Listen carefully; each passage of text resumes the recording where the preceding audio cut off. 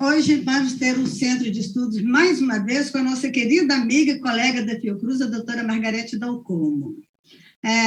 Que ela vem falar, hoje ela não vai falar sobre a Covid, a SARS-CoV-2, né, que ela já veio várias vezes no nosso IOC para falar sobre isso, mas já vai falar um tema mais, assim, mais literário, né, vai ser a tuberculose e literatura. A gente, quando pensa em tuberculose e literatura, eu acho que a maioria das pessoas que já leu o livro pensa no Montanha Mágica, né, do Thomas Mann, um livro maravilhoso que eu amei, que li há muitos anos e amei, e gostei demais mesmo. E acho que todo mundo deveria ler, acho que provavelmente a doutora Margarete até vai falar sobre isso. Para fazer a apresentação da doutora Margarete, a gente convidou, não só para fazer a apresentação, mas também discutir o tema, né? Nós convidamos o doutor Cláudio Ribeiro, nosso colega do IOC, que vai apresentar a palestrante, a doutora Margarete, e vai depois passar a discutir o tema e passar as perguntas dos nossos ouvintes. A gente não estamos mais acessando o chat online do YouTube, por questão da restrição eleitoral no momento, mas tem um link aí para fazer as perguntas, todo mundo pode fazer as perguntas, que todas serão lidas e discutidas com a doutora Margarete e com o próprio doutor Cláudio Ribeiro, tá bom? Então, eu vou fazer a apresentação do Cláudio para andar rápido, que nós temos muita coisa para falar. O Cláudio Tadeu Daniel Ribeiro é graduado em Medicina pela Fundação Sousa Marques, tem mestrado e doutorado na Universidade de Paris IV, a Pierre e Marie Curie, em Imunologia. É pesquisador titular do IOC, chefe do Laboratório de Pesquisa em Malária. Coordena na Fiocruz o Centro de Pesquisa, Diagnóstico e Treinamento em Malária. É laboratório de referência junto à Secretaria de Vigilância e Saúde do Ministério da Saúde para a malária extravasônica. É membro titular da Academia Nacional de Medicina e da Academia Fluminense de Medicina e da Academia Fluminense de Letras. Membro correspondente da Academia Nacional de Medicina da França, presidente da seção de Ciências Aplicadas à Medicina da Academia Nacional de Medicina, membro do Conseil des Partenaires Internationaux de la Fondation Académie de Médecine de Paris. Ele foi nomeado doutor honoris causa da Universidade Nova Lisboa, recebeu a medalha da Société Française de Pathologie Exotique e foi sagrado Chevalier de Palme Académique pelo Ministério da Educação Nacional da França.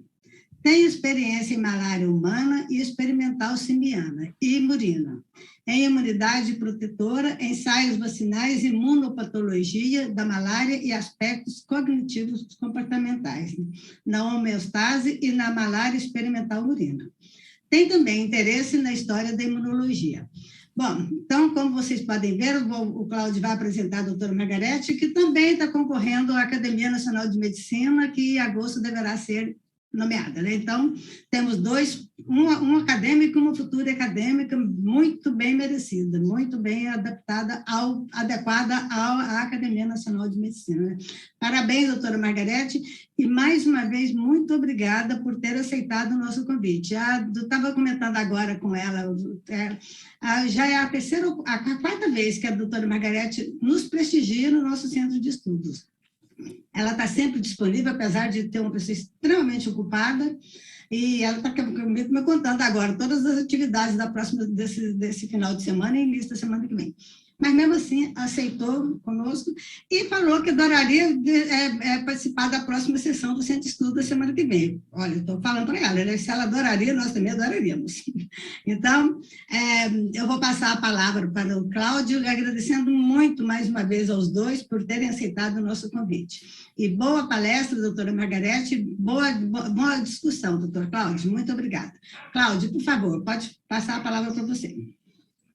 Obrigado, Marli. Eu tenho que começar agradecendo a você, amiga querida, que me faz esse convite tão honroso, e eu tenho certeza que se baseia ou se respalda fundamentalmente pela nossa amizade, pela que você conhece que tenho com Margarete, Já outro dia nós estávamos tentando fazer os cálculos de há quanto tempo nós nos conhecíamos, não chegamos bem a um número exato, mas tem muito tempo que a gente transita junto na Fiocruz com interesses comuns, e é um orgulho para todos nós trabalharmos e sermos parceiros de uma forma ou de outra da Margarete. Nós integramos um grupo que tem 10 pessoas, alguns acadêmicos da Academia Nacional de Medicina, entre os quais o Temporão, o Celso Ramos Filho e a Natália Pasternak, e é um grupo que se constituiu muito rapidamente quando a gente viu a quantidade de bobagens, de informações falsas e de desinformações que circulavam sobre o Covid, e fizemos uma nota, em primeiro lugar, acho que em abril de 2020, para reclamar e dar informações corretas sobre o que representava como risco e como bobagem o uso de cloroquina no tratamento chamado de tratamento precoce. Enfim, nós temos sido parceiros mesmo na questão de Covid e somos parceiros em outras instâncias da Fiocruz há algum tempo. Então, eu queria fazer uma introdução. O Savino diz que o que interessa não está no Lattes, né? E, de certa forma, ele tem razão, mas, ainda assim, eu acho que a gente tem que se ater para aqueles que esperam a descrição mais formal das atividades da doutora Margarete, que é médica pela Escola Médica da Santa Casa de Misericórdia em 78, fez residência em pneumologia e especialização na mesma área em 1981, na ENSP, doutorado pela Unifesp em 99, ela é membro do CA de tuberculose do Ministério da Saúde, e membro de vários comitês assessores nacionais e internacionais, entre os quais a OMS e o Banco Mundial. Ela foi personalidade do ano pelo Sistema Globo Firjan em 2021 e pela Arquidiocese do Rio de Janeiro, recebeu o prêmio Nis da Silveira pela Prefeitura do Rio de Janeiro em 2021. Enfim, é uma personalidade que adquiriu, fora a competência que ela tem nas áreas nas quais ela atua há muitos anos, uma visibilidade e um reconhecimento, eu diria que uma gratidão da população e todos aqueles que estão preocupados pela defesa das informações corretas, da ciência, dos conceitos médicos, adquiriu uma gratidão no mesmo nível nacional. Então, é para mim muito grande prazer e uma honra apresentar e conduzir esse debate aqui, fazer alguns comentários sobre a fala da doutora Margarete, sobre esse tema que ela conhece tanto. Margarete, querida, obrigado. Você está com a palavra. Obrigada, Marli, né, sem muitos prolegômenos, né, como diria Odorico Paraguaçu, né, Marli. Enfim, eu agradeço a Marli mais uma vez, esse convite, está no IOC, estamos na nossa casa, né, Marli? Então, esse espaço cultural tão prestigiado que é o IOC nesse debate do Centro de Estudos e, sobretudo, por esse presente que você me deu, né, Marli, de ser... Quer dizer, eu não sei se é um presente, né, Marli? Ser arguída pelo Cláudio Tadeu Ribeiro, eu já ficaria, se fosse uma banca de tese, eu estaria muito nervosa, entendeu? Estaria com aquela taquicardia que faz bem para a saúde, né? Mas, enfim. Então, esse é um tema que me é muito caro, Marli, né? Recentemente eu escrevi um capítulo de livro que vai sair pela Nova Fronteira agora, em agosto, que chama-se O Livro que Marcou a Minha Vida. E são vários autores e eu escrevo um capítulo. E o capítulo que eu escrevo é um capítulo sobre a Montanha Mágica, que é o livro que marcou a minha vida, né? A Montanha Mágica, como aliás disse... faz bem para a saúde, né?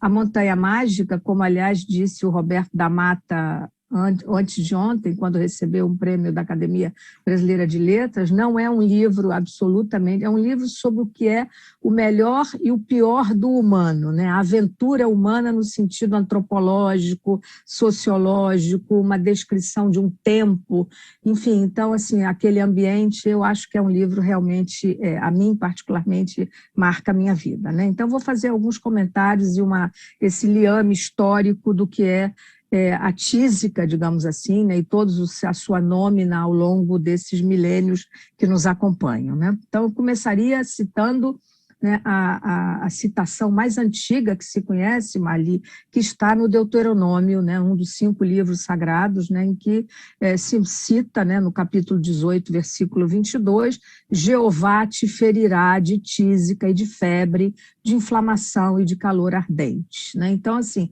isso mostra, quer dizer, há quanto tempo há um registro, né? Então, de pestes e de epidemias, né, os 2 últimos milênios entendem muito bem, sobretudo no Ocidente, né? As epidemias são a tessitura da história do homem no planeta, não há dúvida, né?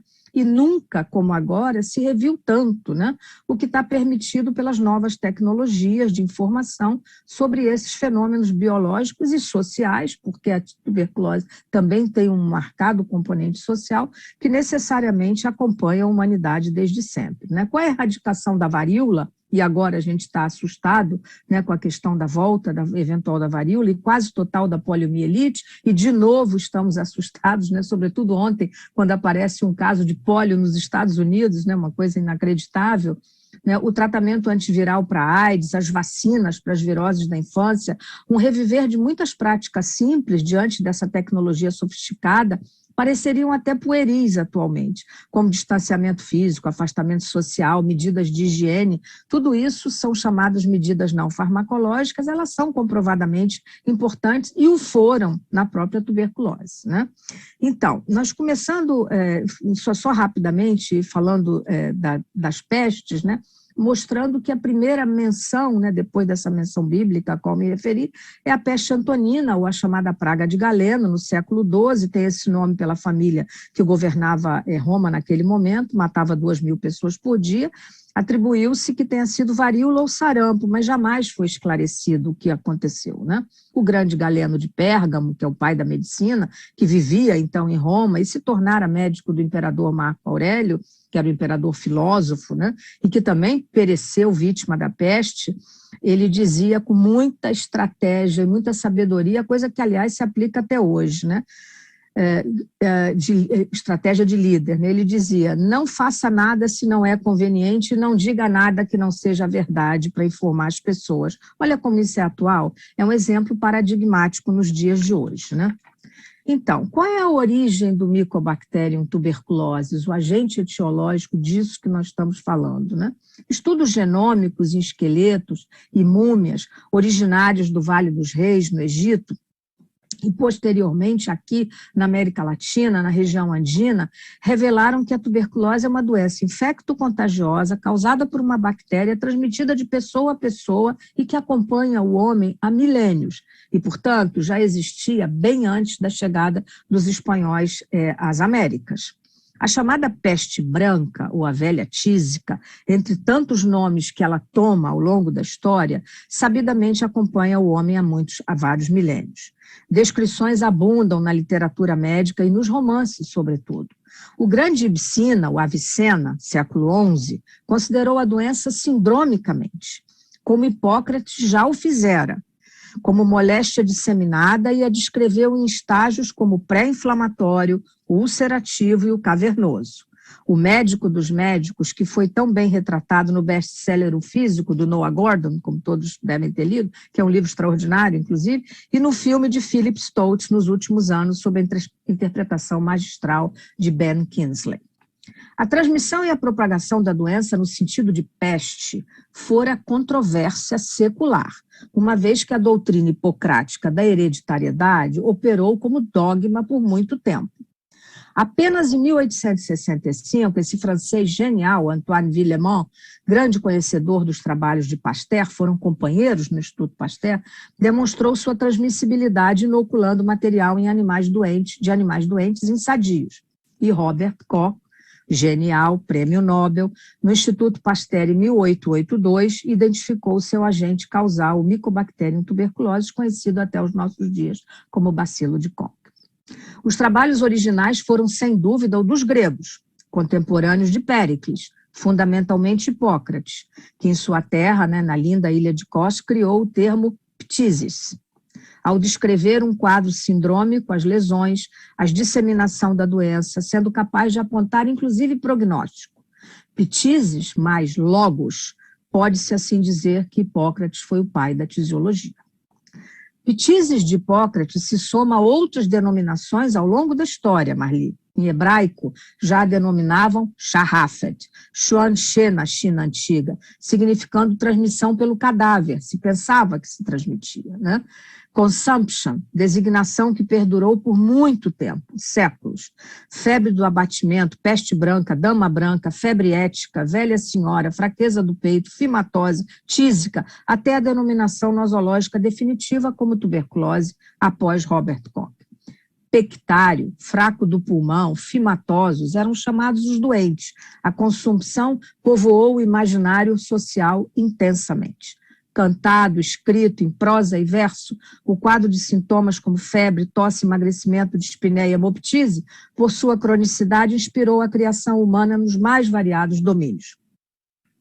A enumeração de intelectuais, artistas e criadores que foram consumidos pelo bacilo de Koch seria páginas. A tísica reinou soberana nos agiológicos de Santa Teresinha de Jesus, São Francisco de Assis, São Francisco de Borja, São Luís Gonzaga, São Leopoldo e o recém-beatificado José de Anchieta, para não citar o primeiro dos jesuítas, Manuel da Nóbrega, que ao desenvolver sua missão evangelizadora disseminou o bacilo de Koch entre os nossos povos indígenas.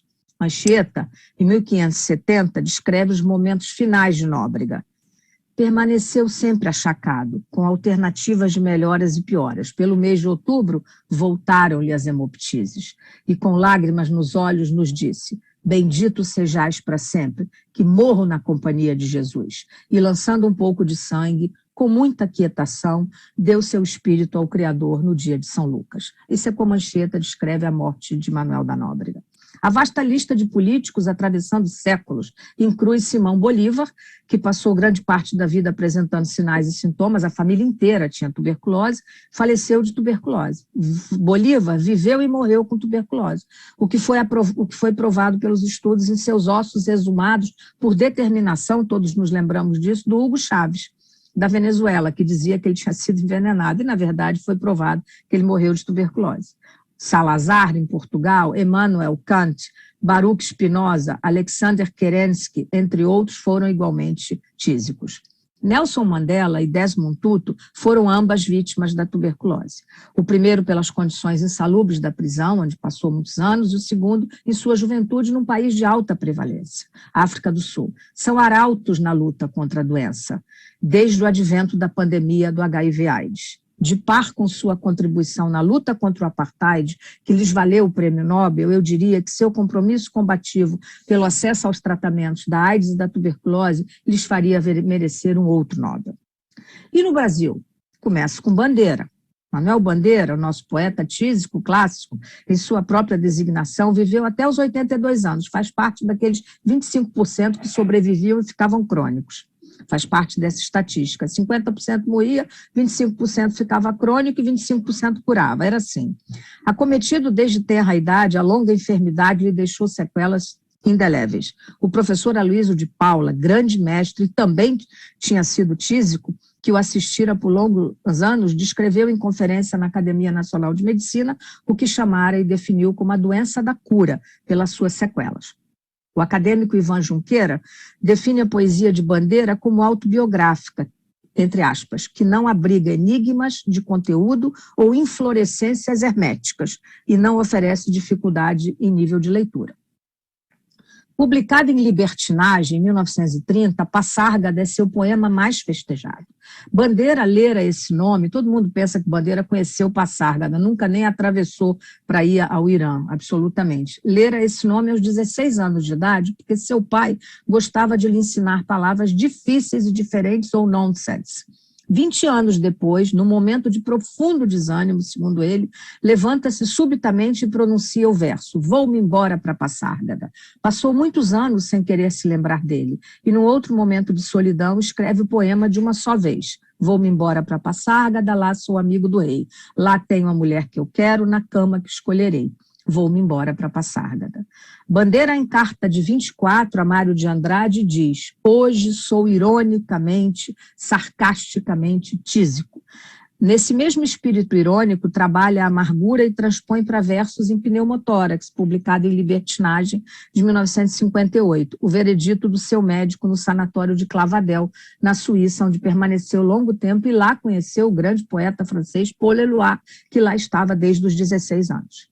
Febre, hemoptise, dispneia, suores noturnos, todo mundo conhece esse poema, né? Então, doutor, não é possível tentar o pneumotórax?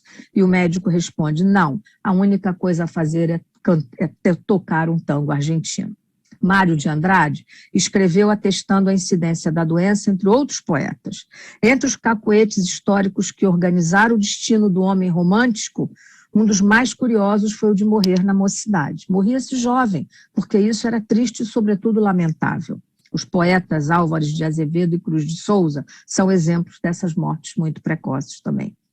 Já Euclides da Cunha, que eu defino como o verdadeiro homem trágico da nossa literatura, seria exemplo paradigmático de ethos e pathos. O rigor, o brilho, o texto complexo se rende ao qual se rende o leitor pela pura beleza do seu conteúdo, explica o comportamento ora melancólico e ora violento que rompe de sua natureza. Em sua vasta correspondência, escreve ao pai, já em 83, num gesto de sublimação do que deveriam ser os seus sintomas primeiros da doença. Ele já tinha sido atestado como doente no exército, do qual fazia parte. Meu pai, eu sinto maior abatimento, um corolário inevitável de preocupações pelos trabalhos que tenho tido. Peço, pois, para desculpar o desânimo que transpira dessa carta. A tragédia estava dentro dele mesmo, em sua existência dilacerada, e as circunstâncias iam-no conduzindo passo a passo para a sua consumação. Não fora pela morte trágica, não estaria incorrendo em erro prognóstico clínico se previsse a morte de Euclides pelo avanço da tuberculose. Em seu livro de memórias, Minha Guerra Alheia, a escritora Marina Colasanti, que me autoriza a fazer essa citação, naturalmente, narra sua infância na Itália. Quando foi que eu adoeci? Certamente na primavera, nas agruras da Segunda Guerra Mundial na Itália. Certamente na primavera porque meu irmão faria a primeira comunhão e naquele tempo era comum realizá-la nas proximidades da Páscoa. Eu me vi impedida por um prenúncio de tantas pneumonias que teria ao longo da vida. Era uma ameaça. Meus pais me mandaram para uma casa de amigos nas montanhas da Suíça, na fronteira de Como. Nada como o ar da montanha para recuperar pulmões enfraquecidos. Respirar era tudo que eu tinha que fazer. Respirar era tudo que havia para fazer. E a tísica na família real? A corte portuguesa não fora indene à doença. Dom Pedro I, o quarto de Portugal, morria no Palácio de Queluz, onde nascera, em 1834, dizimado pela doença. As dificuldades passadas nos campos de batalha no Porto e o frio o haviam enfraquecido. Abalada com a morte do marido, Dona Amélia se dedica à educação da única filha, Dona Maria Amélia, que nascera em Paris, quando estavam no exílio. Porém, essa também falece de tuberculose, aos 22 anos, na Ilha da Madeira, para onde haviam partido na tentativa de buscar a cura. Ainda hoje, em Funchal, existe o hospital por ela fundado, destinado ao tratamento da tuberculose. E o universo sanatorial de Thomas Mann e de Roland Barthes, o grande filósofo Roland Barthes, que é uma outra paixão do meu interesse, né? Roland Barthes foi uma das personalidades que encarna o que nós chamaríamos o physique de rôle da tísica. Trabalha assiduamente para o seu bacalaureado de filosofia com o grego de sua escolha, quando, a 2 meses da prova, uma súbita hemoptise trágica, catastrófica, segundo ele, uma falha estrutural que modifica a vida em suas próprias palavras. C'est un accident, une cassure, a casser ma vocation. Passa 12 anos entre sanatórios nos Pirineus, no Midi, em Bayonne, e, a exemplo de outros, faz desse longo, inexorável tempo em que cada dia é o prenúncio da morte, e aqui caberia o enunciado de Manuel Bandeira: eu faço versos como quem morre. Nada literatura para o poeta, cada poema é uma despedida, cada dia é a véspera da morte. Barthes, sob o isolamento, o medo do contágio, no seu corpo prisioneiro, vive o verdadeiro começo de seus anos estruturalistas. Sua reflexão do momento se inspira no nascimento da clínica, a obra seminal que Foucault publicaria nesses mesmos anos. Descreve para si o fato mórbido, ou a forma sob a qual a doença se manifesta, com a distinção entre sintomas e sinais, e a percepção do médico, o ato de cuidar, que define o contrário do processo vertiginoso de que se reveste a enfermidade. Sua combinação de sinais e morte, essa tosse que aterrorizou Hans Castorp, o nosso personagem heróico ou anti-heróico da Montanha Mágica, ao chegar ao sanatório de Berghof, em Davos. Deitado todo dia, Barthes, como prescrito na norma sanatorial, lia Balzac, Mauriac, Girardot e concebe um novo romance que abandona pela força da doença.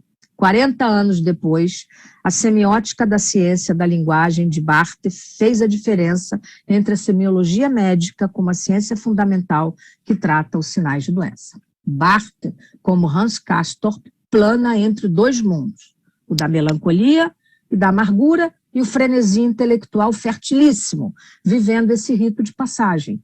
Todas as experiências do sanatório são superponíveis.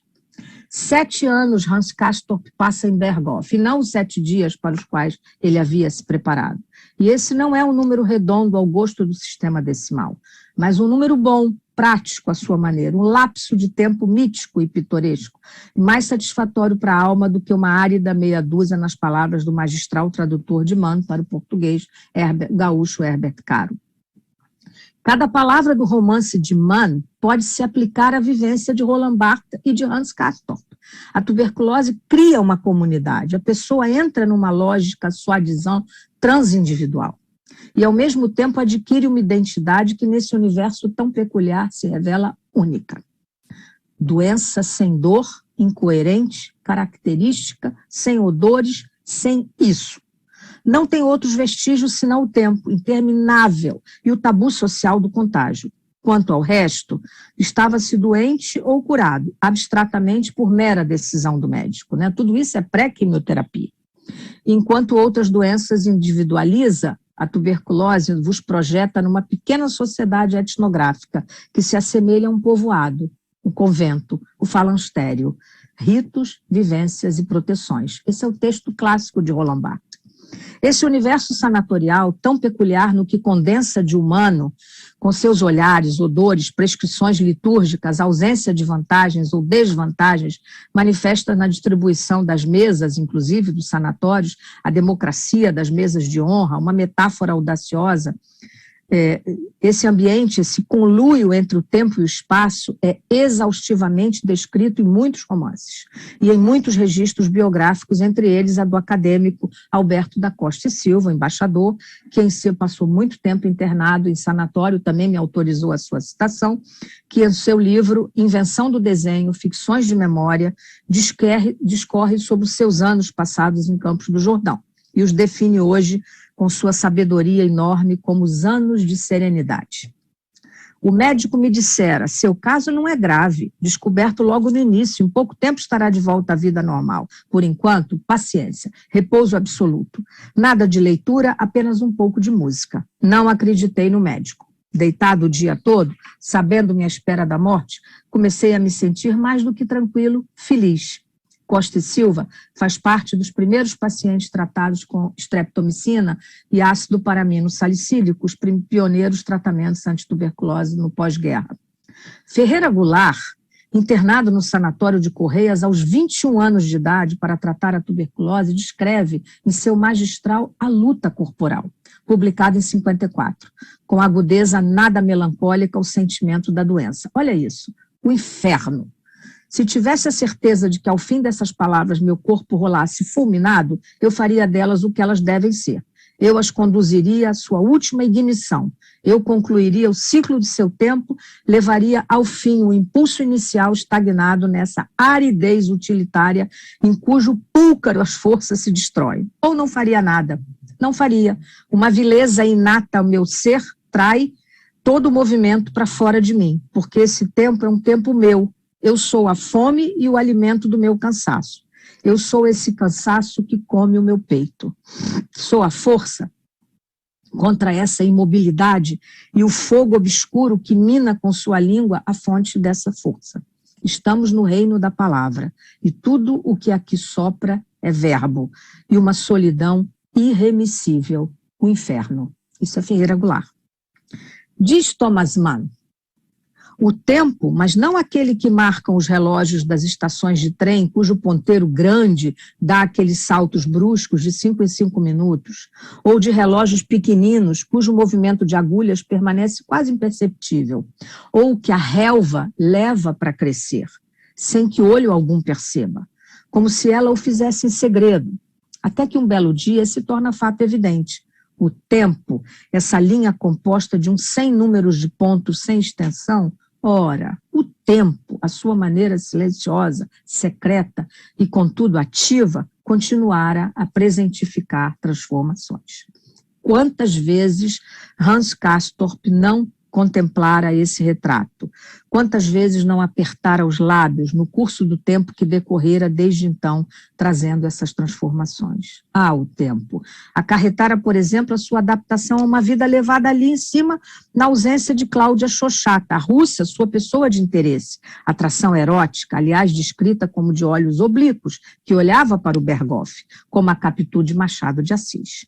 Separada dele por um vasto espaço, ela já estivera ali 3 vezes internada. O tempo, nessas alturas, tinha um caráter especial e parecia feito para produzir hábitos, ainda que fosse apenas o hábito de não se habituar. A especialíssima relação, que eu diria, que existe entre o tempo e os corpos no espaço. Talvez toda a enfermidade constasse disso e nada mais. A cada partida de um paciente ou de um companheiro, seja por morte, as dramáticas e recorríveis hemoptises que levava aos enterros no próprio cemitério ao lado do sanatório. E ele mesmo se reconhecia gostando desses rituais funerais. Mas o que ligava Hans Castorp com a chamada planície ou a esfera de baixo foi se estiolando com o passar do tempo. Já não encomendava mais os charutos Maria Mancini, fumaria qualquer marca que encontrasse em cima nos seus 5.000 pés de altura. Havia muito que renunciar aos calendários, quer os de arrancar folhinhas, quer os que marcavam os dias e as festas e as efemérides, essas que se restringiam ao universo do sanatório. Assim, pela 7ª vez, sem se dar conta, no alto verão, época de sua chegada, ele se fechava de novo sobre si mesmo. Pathos, sem dúvida.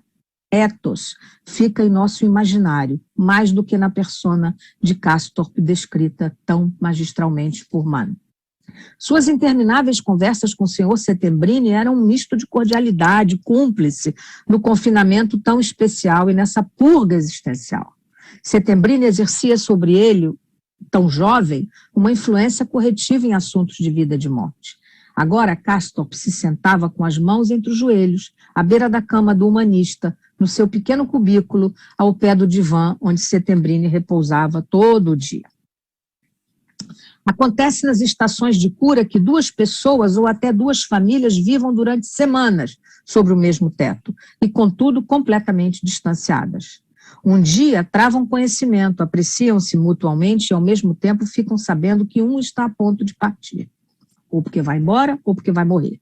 O tempo das espreguiçadeiras, tão descrito em tantas fotografias que usamos, inclusive, para dar aula, do ar fresco e seco nas varandas, o repouso noturno nas sacadas durante a primavera, e um perguntava para o outro, você de noite fica na sacada? Hans Castorp responde, sim, e você fará a mesma coisa, não há jeito de escapar. Então, a inexorabilidade desses dias e do tempo fora dos cronômetros e das ampulhetas, norte fora das bússolas, é o tempo dos sanatórios. Quanto ao tempo, o que era preciso era permanecer ali, presenciar a volta de um enfermo partido prematuramente. A roda girava, o ponteiro ia avançando, já terminara a época das flores, do salepo, da aquilégia, o cravo silvestre também desaparecera. O equinócio do outono acabava de transcorrer. O dia de finados estava próximo, e para os mais treinados consumidores do tempo, o domingo do advento, o dia mais curto do ano e do Natal. No eclodir da Grande Guerra e no soar do trovão, como descreve Mann, Castorp desce mecânica e impulsivamente a planície quando o leitor e o narrador rompem a simbiose que até então os amalgamava. Deixam repentinamente a letargia do sanatório e acompanham o protagonista ao campo de batalha. Nas palavras de Paul Soet, que faz pós-fácil da última edição da Montanha Mágica no Brasil, descrito em apelo sensorial único no romance, a Montanha Mágica é, assim, um diagnóstico único no tempo das noções, esperanças e equívocos que antecedem a guerra. E, nesse sentido, é uma resposta concreta à festa universal da morte. Personagem seminal da obra de Mann, Hans Castorp encarna ainda no nosso imaginário o heróico, o antiépico, todos encarnam pessoas e personas únicas, poderia dizer que elas são como meteoros. Nos perguntamos sempre, professor Cláudio, se elas realmente passaram ou existiram em nossas vidas. E Kafka? Franz Kafka já publicara a Metamorfose na colônia penal e iniciaram o processo durante os anos finais da Primeira Guerra Mundial, quando em 17 apresenta várias graves hemoptises e se refugia na casa de sua irmã em Zaral, na Boêmia. Em carta a sua irmã Ota, escreve: eis porque cerca de 3 semanas durante a noite tenho jorros de sangue, que vem dos pulmões. Eram 4 da manhã, me levanto, me surpreendo com um volume enorme na boca. Escarro, acendo a luz, é estranho. C'est un pâté de sang. Então, começa essa fonte que me brotava da garganta e que eu queria crer que não pararia mais. Como eu poderia assustá-la se não houvera sido eu a abri-la? Levantei-me, fiz a volta do quarto, fui à janela, voltei meus passos e sempre o sangue. E finalmente para e eu durmo melhor do que há muito tempo não conseguira. É a tísica, eu sei. É o maior combate que devo enfrentar, ou mais exatamente o que me foi dado. Devo dizer que quero uma vitória com essas perdas de sangue, que eu diria suportáveis nessa minha história privada do mundo ou de qualquer coisa de napoleônica. Parece agora que devo perder o combate dessa maneira. Em 1924, num sanatório perto de Viena, Kafka agoniza, dilacerado pela doença, que nele provocara lesões graves em todo o trato respiratório, comprometendo a fala e a deglutição. Sua aparência física materializava uma agonia na qual se tornava quase impossível encontrar esperança de vencer. E aos 41 anos, kafkinianamente, Kafka morria de fome. No incrível esforço para revisar as provas tipográficas de seu texto, Um Artista da Fome. Em agonia, pede ao seu médico: mate-me, senão você é um assassino. E, finalmente, numa terça-feira, 3 de junho, ao meio-dia, Kafka morre kafkinianamente. E nossos poetas enfermos? Afonso Arinos escreve em suas memórias A Alma do Tempo, relata diversos momentos, como a precisão semiológica, seus pródromos, seu tempo de sanatório em Belo Horizonte, depois em Montana, na Suíça. Levando em conta sua longevidade, morreu com quase 85 anos, ele também faz parte dos 25% que sobreviviam com sequelas. E fala do tempo, do quarto escuro, do pijama, todos descrevem o ambiente sanatorial como algo muito especial. E Nelson Rodrigues? E a montanha trágica, como ele chamava Campos do Jordão. A magistral biografia de Nelson, escrita por Rui Castro, O Anjo Pornográfico, narra a longa história do jornalista, dramaturgo e escritor por sanatórios, iniciada em 1934, quando sua irmã Estela, médica, pede a um colega que o examine. A ausculta e o Diga 33 revelou o que era terrível à época, sinais de tuberculose pulmonar ou a morte branca, nome que Nelson acharia, entre aspas, nupcial, voluptuoso e apavorante. Típico Nelson Rodrigues, né? Ainda na era pré-antibióticos, com altíssimo índice de letalidade no Brasil. Pobre, Nelson mal podia pagar as radiografias. A solução, confirmado o diagnóstico, era sempre como numa paródia popular do xarope da época. Tosse, bronquite, rouquidão, Campos do Jordão. Era assim que era a paródia. O professor Aloysio de Paula, ele próprio estísico, como citei, e muitos outros tisiologistas célebres conseguiram garantir a Nelson Rodrigues uma internação gratuita no Sanatório Popular em Campos do Jordão. Nelson descreve com agudeza quase cínica o que seria o tempo da vida sanatorial. Após a febre, a coletiva vespertina, aquela cacofonia da tosse. Recordista de pneumotórax em diversos momentos das 5 recaídas nos anos seguintes, até o advento da streptomicina em 49, a tísica fora companheira de Nelson por quase 20 anos e lhe deixara sequelas perenes. Concluo. A tísica, né, que faz parte desse imaginário, e eu poderia aqui fazer uma citação só para lembrar, quando eu escrevi a primeira vez sobre isso, Marli, eu fiz uma planilha de Excel e encontrei 186 nomes públicos que haviam tido ou falecido de tuberculose.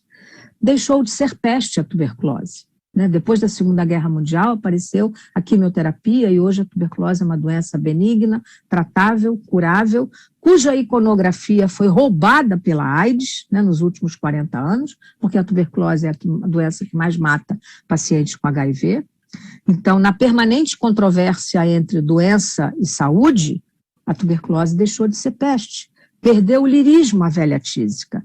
A AIDS roubou-lhe essa iconografia nas últimas 4 décadas. E o SARS-CoV-2, esse invisível e poderoso inimigo, encarna nesse momento, né, e eu usaria aqui o finis opera de Thomas Mann, ao se despedir do seu personagem, que não escape, entre aspas, né, que não escape de nossa visão, no tumulto, na chuva, no crepúsculo, esse horizonte de um novo renascimento. E concluo ainda com a citação do poema lindo que Manuel Bandeira fez para John Keats, o poeta tísico que morreu na escalinata de Roma, em frente a Barcate, ali naquele ponto turístico de Roma, onde tem a sua casa até hoje, onde eu faço questão, cada vez que vou a Roma, de prestar minhas homenagens naquela sacadinha. Keats morreu aos 27 anos de uma fulminante hemoptise e escreveu o que eu particularmente penso, Marli, como o verso mais lindo da poética mundial.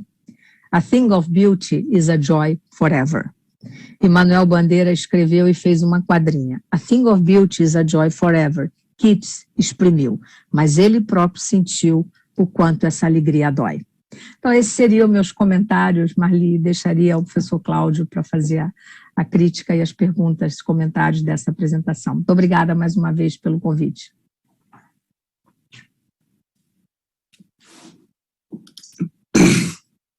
Obrigadíssimo, Margarete. É lógico que eu tenho que parabenizar a Margarete por essa belíssima e muito instrutiva palestra, totalmente dentro do que a gente espera dela, sempre brilho, luz, informação. Eu quase que faria um protesto, viu, Margarete? Eu assisti, depois que fui desafiado com esse convite, a sua apresentação na Academia de Letras, que foi bem maior do que essa, né? E eu, cada vez que lia lá e ouvia você e tal, eu fui buscando novas informações e novas leituras e assistir novas falas e aprendendo cada vez mais, né? E fui fazendo isso ao mesmo tempo em que assistia aos pouquinhos. E conforme fui chegando no final da sua fala, foi me dando nervoso. Eu disse, não, mas ela fala de tudo. Ela fala de tudo, não vai sobrar nada. Eu vou ter que falar de malária.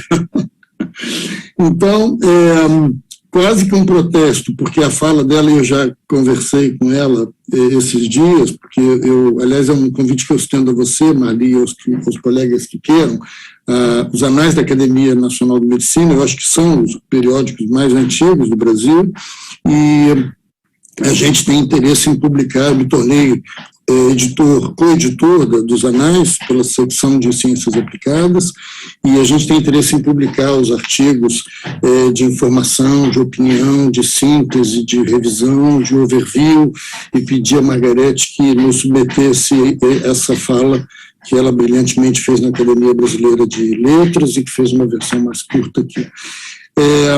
Eu adorei, viu, Margarete? E todo mundo sabe, quem me acompanha no Facebook, eu sou um enorme admirador do Homo sapiens, e como dizia a nossa presidente Dilma, de quem eu estou morrendo de saudade, para dizer toda a verdade, viu? Da mulher sapiens, né? Então, é extraordinário o que a gente pode fazer com conhecimento. E eu me lembro, Margarete, que uma das lembranças da minha infância, na época que o Ministério da Educação e a sede da República era no Rio de Janeiro, o Ministério da Educação ficava naquele prédio belíssimo do Gustavo de Capanema, tinha no térreo uma lojinha, né, onde meu pai trazia de vez em quando umas coisas para a gente no início do ano letivo. Eu me lembro que ele uma vez me deu uma caixinha de lápis, madeira simples, lixada, muito simplesinha, e na frente tinha gravado com uma pirogravura, assim, uma frase que ficava entremeada com um pequeno mapa do Brasil, e essa frase dizia assim: o estudo é a luz da vida. E essa imagem, essa frase, ficaram para mim para sempre, né? Então, que coisa extraordinária que a gente pode se beneficiar, ainda mais ouvindo alguém que foi estudar um tema como qualquer outro e nos brinda com tanto conhecimento, né? Bom, eu separei a minha fala em 3, vamos dizer assim, tópicos, né? 3 tópicos que serão mais ou menos grandes, mas o primeiro, que seria a minha fala sobre você, vou deixar para o final, eu acho que prefiro terminar falando de você. O segundo é a própria Montanha Mágica, porque ele é um livro, de fato, como a Marli já disse, referencial para esse assunto, né? E você também disse, e me impressionou muito essa sua fala, que foi o livro que definiu a sua especialidade, a escolha de sua especialidade. Então, é lógico que ele tem impacto em muita gente que lê. Depois eu achei vários sites, inclusive um site de leitura coletiva do Montanha Mágica, e os comentários são tão impressionantes, com muito pouca gente fazendo comentários críticos, né? A maior parte assim manifestando surpresa e adoração ao conteúdo do livro, né? Eu tenho a versão francesa do livro e que comecei a ler em algum momento e confesso que tinha abandonado, aquele bloco de tijolo que todos conhecem, então eu preferi reatacá-lo na versão Kindle, porque pelo menos no Kindle a gente não tem a lembrança permanente do tanto que falta para ler, não é? É lógico que a gente tem essa informação se quiser a qualquer momento, mas não é à toa, isso também foi uma lição que eu aprendi há alguns anos, né? A definição do que é um prêmio Nobel. Então não é à toa que ele tenha ganho o prêmio Nobel em 29, então eu queria gastar algum tempo da minha fala, dos meus, espero que breves comentários nesse livro, né? Eu, por causa da necessidade de comentar essa sua fala, eu fui escutar uma do Jorge Matos Brito de Almeida, que é professor da Faculdade de Filosofia, Letras e Ciências Humanas, do Departamento de Teoria Literária e Literatura Comparada da USP. E ele, como você e como todo mundo que leu, se tornou fã do Thomas Mann e acha que ele regrupa filosofia, estética, poesia na literatura alemã. É ele que faz isso mais soberbamente, né? É capaz de fazer grandes panoramas da questão filosófica, estética, política e literária da época dele, né? Mas, como você disse, eu acho, não foi pelo Montanha Mágica que o Thomas Mann ganhou o prêmio Nobel, mas era a obra que ele considerava mais importante, embora tenha escrito muitas outras, né? Inclusive Fausto, no seu exílio americano, que foi também, sem nenhuma dúvida, uma obra de muito grande valor, que analisa o estado e a perspectiva da cultura europeia durante a Segunda Guerra, enquanto a Montanha Mágica faz isso antes da primeira, e, na verdade, embora o livro tenha sido concluído depois dela, né? O Brito disse, depois eu vi alguém dizer isso também, que Montanha Mágica foi escrito como um contraponto irônico, de certa forma, à obra escrita em 1912, que foi A Morte em Veneza, porque ambas se passam em locais fechados, né, hotéis, o hospital no contexto hoteleiro, que você definiu, inclusive com a foto, em Veneza e Davos, na Suíça. Não, acho que você não mostrou a foto, e que é um lugar que ficou... Eu também ouvi um comentário que Davos ficou de alguma forma gravado, né, coincidentemente ou não, um lugar de reunião dos grandes decisores financeiros, políticos mundiais, né, numa montanha, e quase todas as filmagens e fotos são num cenário branco de neve, né, tem um capítulo sobre isso, o Thomas Mann, um capítulo também enorme, né.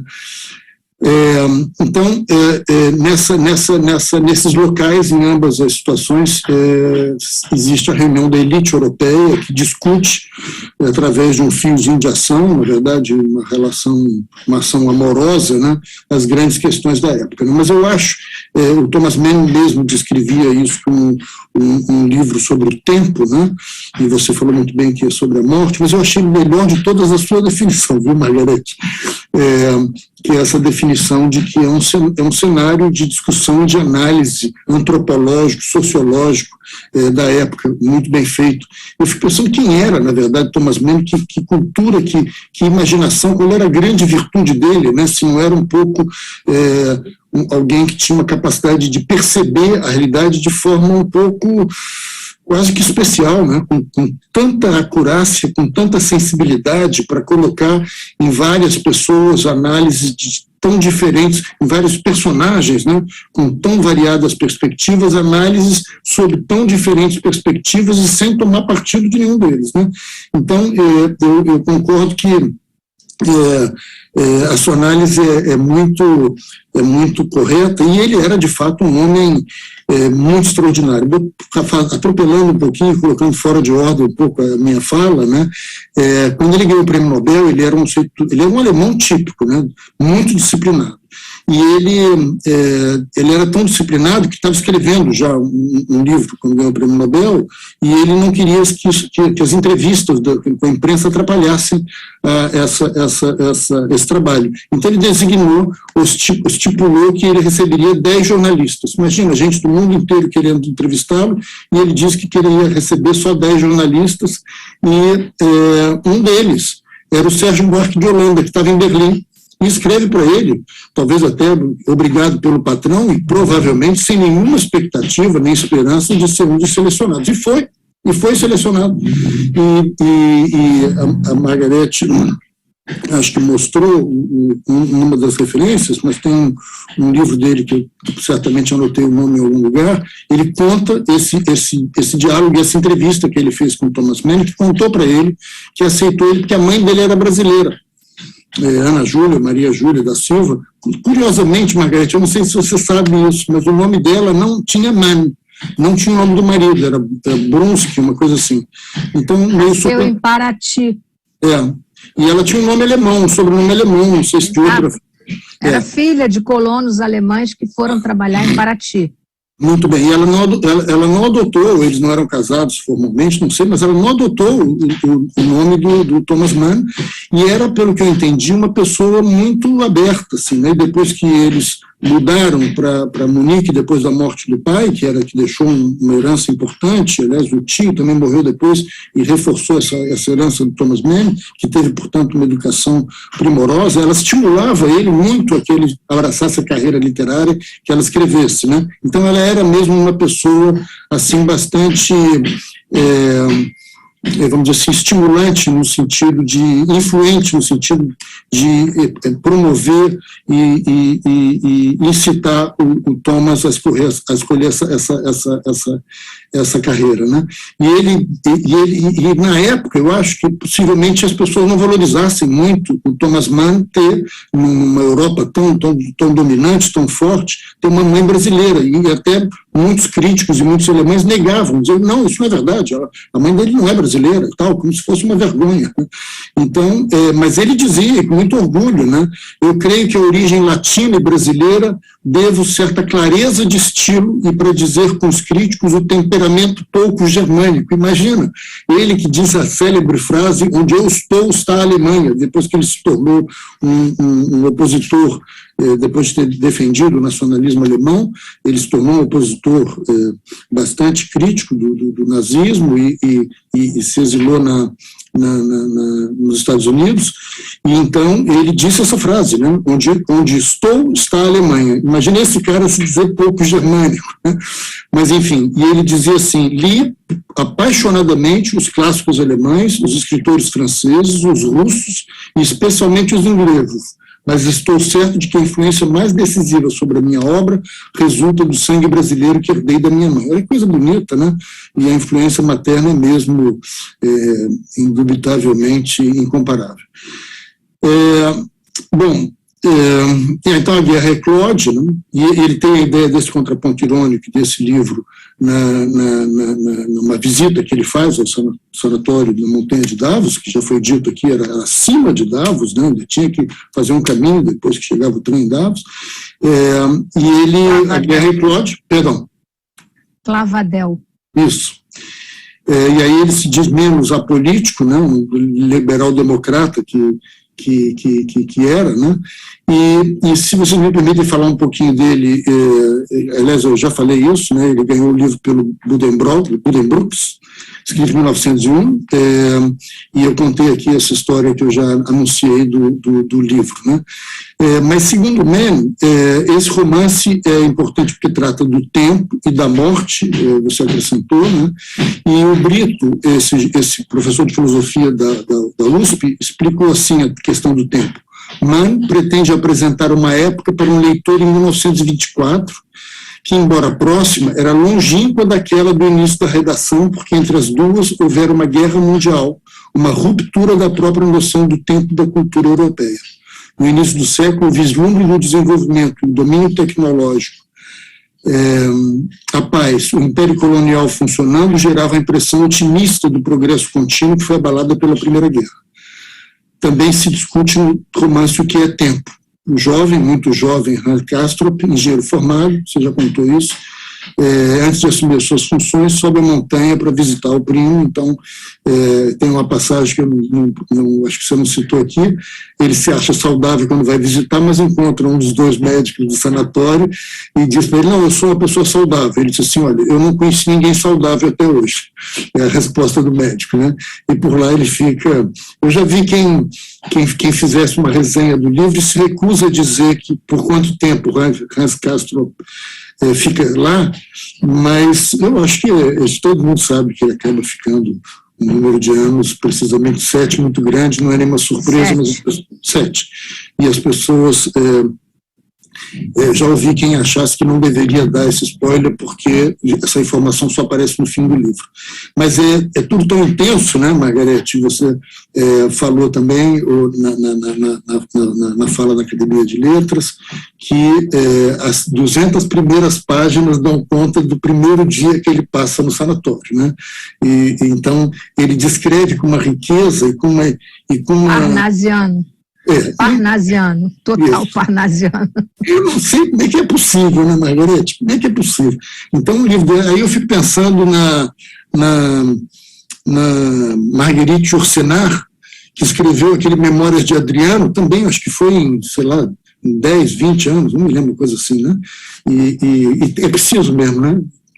E transfere um pouco, transforma ou revoluciona um pouco o nosso conceito de que um livro se escreve numa tacada só, né? Depende do livro, né?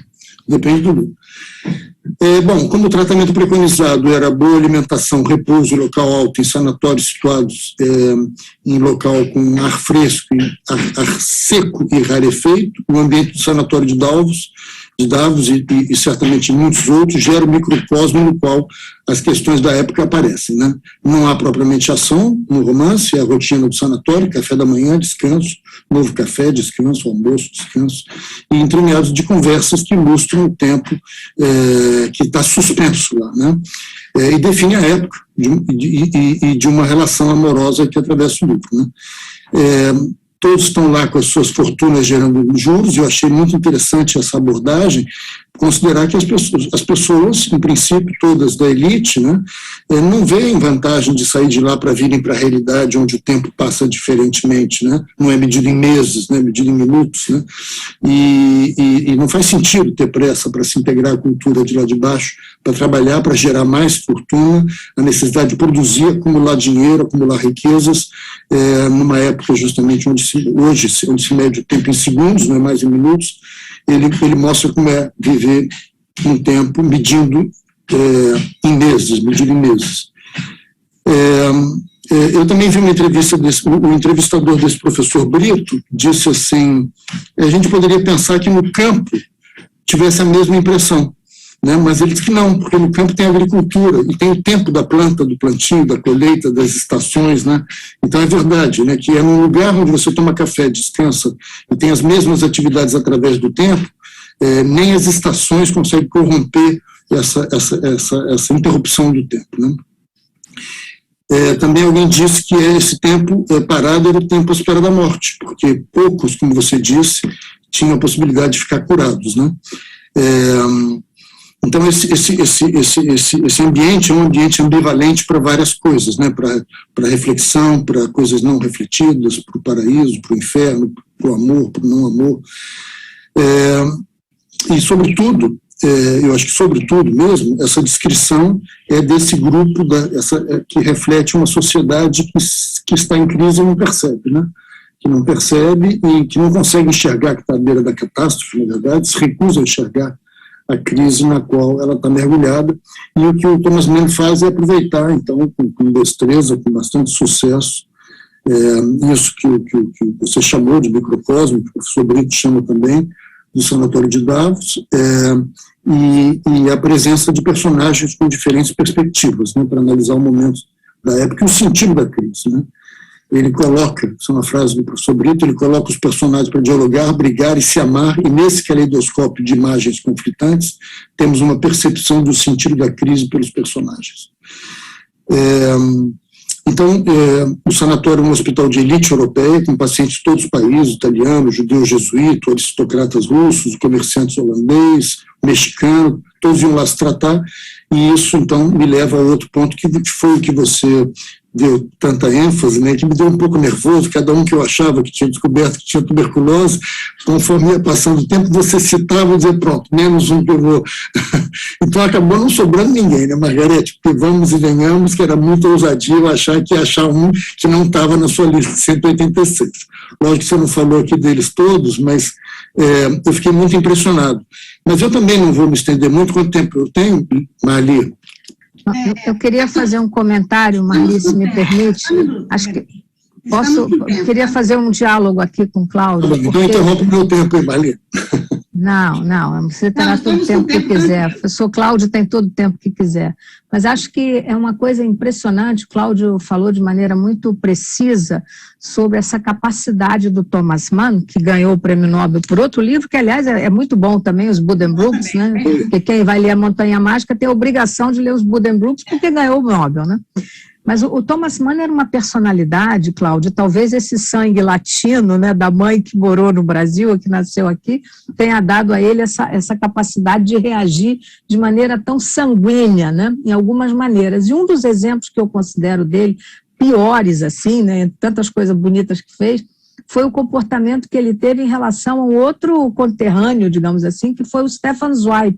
O Stefan Zweig, que foi um suicida, como todos nós sabemos, né, foi um suicídio paradigmático, né, porque duplo, com a sua mulher Lotte, aqui em Petrópolis, ele não aguentou as agruras do nazismo, né, e, enfim, perseguido. E o Thomas Mann foi duríssimo com ele, Cláudio, fez um discurso acabando com os Zweig, dizendo que ele não tinha direito, esse europeísta que se dizia porta-voz europeia, que não teve ele chega a usar esse termo, a decência de esperar a aurora, né? Como se alguém tivesse o direito de julgar.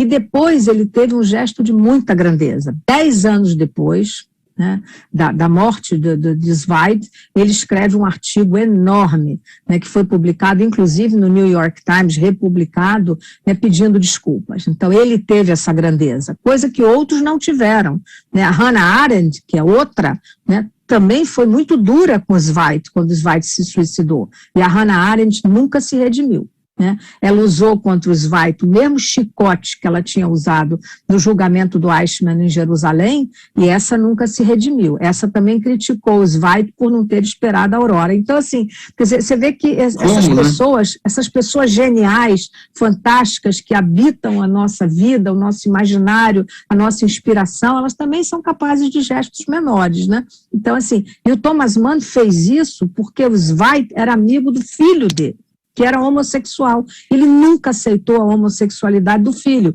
que, aliás, by the way, também se suicidou.